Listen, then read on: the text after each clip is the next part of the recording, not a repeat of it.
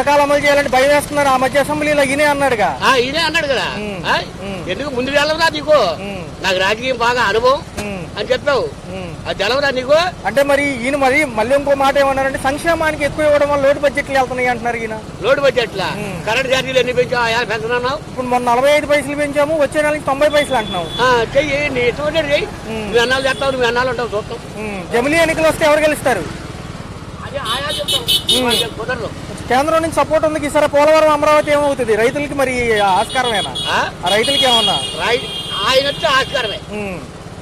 ఆయన అయితే మంచి చేస్తాడు. ఈ నెలలో 3 సార్లు బయటకు వస్తానంటున్నాడు ఆయన. ఒక పక్క చూసుకుంటే చేస్తాడు. ఏమి లేదు, ఇంట్లో ఉన్న ఆడవాళ్ళని కూడా లాక్కెళ్తాడు. గత హయాంలో 30,000 మహిళలు మిస్ అయ్యారు పవన్ కళ్యాణ్ అంటున్నాడు.